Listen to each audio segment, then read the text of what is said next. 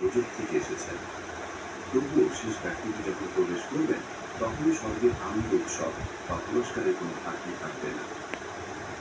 রাসূলুল্লাহ সাল্লাল্লাহু আলাইহি ওয়াসাল্লাম বলেছেন, আমি জানি কি হবে সেই শেষ ব্যক্তি যে প্রযুক্তি থেকে বের হয়ে জান্নাতে প্রবেশ করবে।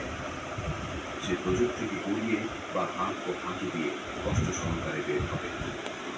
তারপর আল্লাহ তাআলা তাকে বলবেন, যাও এবং জান্নাতে প্রবেশ করো। যখন সে জান্নাতের কাছে পৌঁছাবে, মনে করবে জান্নাত ইতিমধ্যে পূর্ণরূপে পূর্ণ।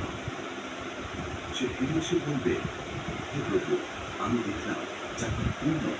আল্লাহ তাআলা আবার বলবেন, যাও এবং জান্নাতে প্রবেশ করো। সে আবারও জান্নাতের কাছ ছাড়ে গিয়ে মনে করবে প্রাঙ্গণ পূর্ণ।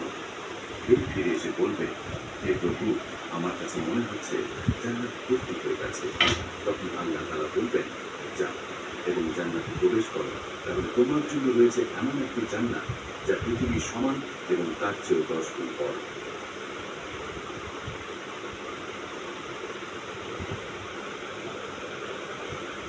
এই প্রতিক্রিয়ায় সেই ব্যক্তি হতবাক হয়ে বলবে, হে প্রভু, আপনি কি আমার সঙ্গে বসে কথা বলছেন? অথচ আপনি তো রাজা।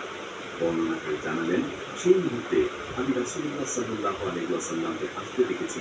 তার হাসিতে সামনের কানগুলো স্পষ্টভাবে দেখা গেল। নবীজি বললেন, এটাই হবে জান্নাতের সবচেয়ে ন্যূনতম মর্যাদা প্রাপ্ত ব্যক্তির অবস্থা।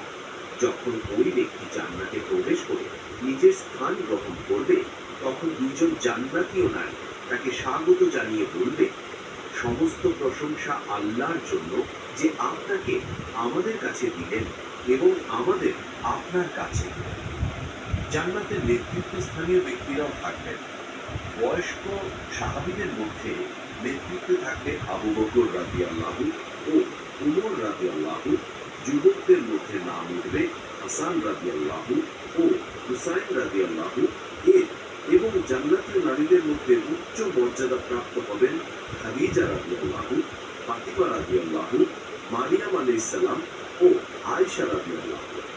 রাসূলুল্লাহ সাল্লাল্লাহু আলাইহি ওয়াসাল্লাম একবার ফাতিমা রাদিয়াল্লাহুকে বলেছিলেন, হে ফাতিমা, তুমি কি খুশি নও যে তুমি এই উম্মতের নারীদের নেত্রী হবে?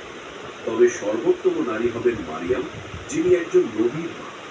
আল্লাহ তাআলা কোরআনে মারিয়ামের সম্মান বর্ণনা করে বলেন, হে মারিয়াম, নিশ্চয়ই আল্লাহ তোমাকে বেছে নিয়েছেন, তোমাকে পবিত্র করেছেন এবং তোমাকে বিশ্বের সব নারীর চেয়ে উত্তম করেছেন।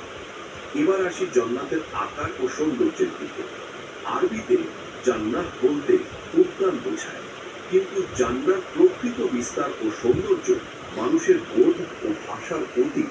কোরআন বলে, নিন্দুক নয়, কেউ জানে না তাদের জন্য চোখকে আনন্দ দানকারী কি কি বস্তু লুকিয়ে আছে, যা তারা করেছে তার প্রতিদান স্বরূপ।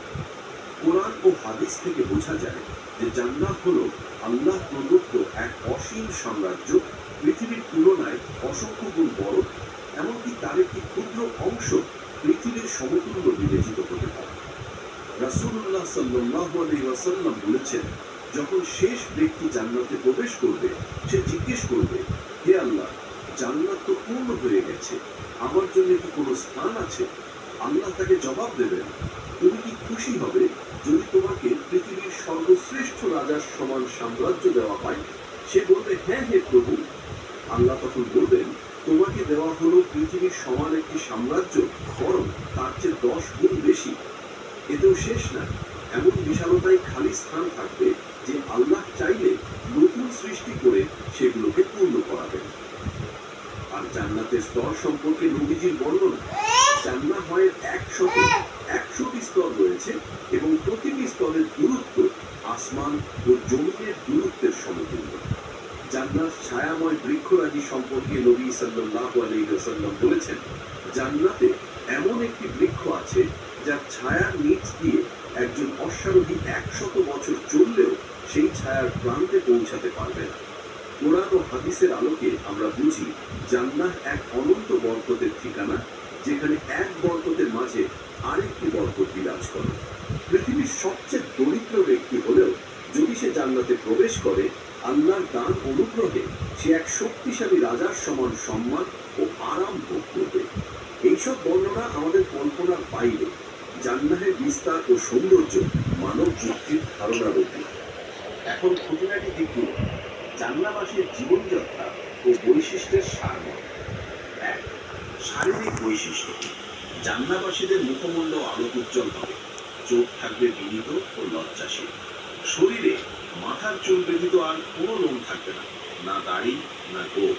তাদের বয়স থাকবে প্রায় 30-33 বছরের কুসুমকাল, উচ্চতা প্রায় 9 ফুটের মতো বর্ণিত হয়েছে।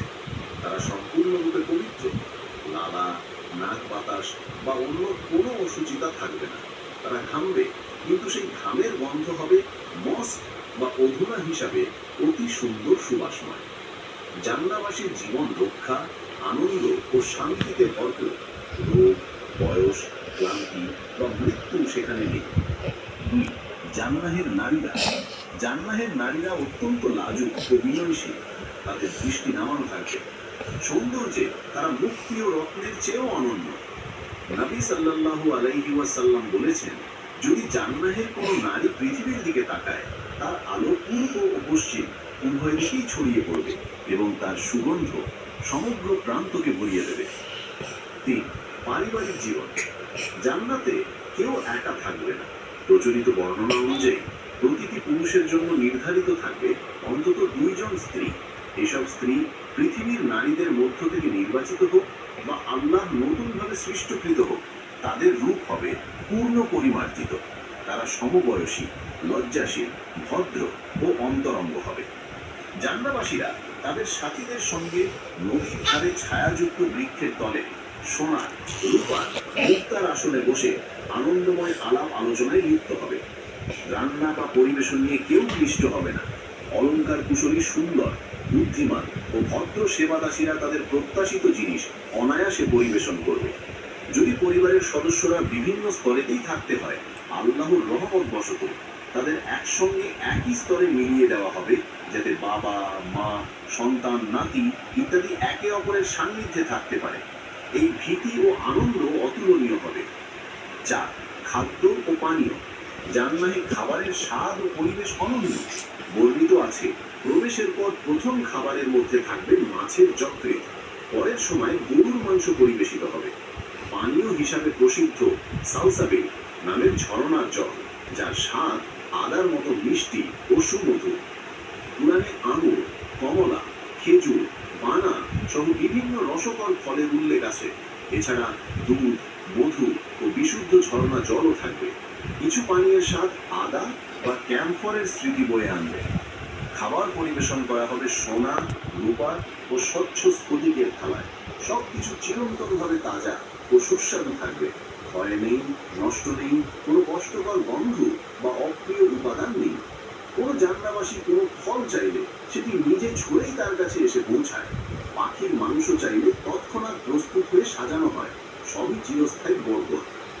আরো আশ্চর্যের অংশ, কারো অনুমতি নেওয়ার দরকার নেই।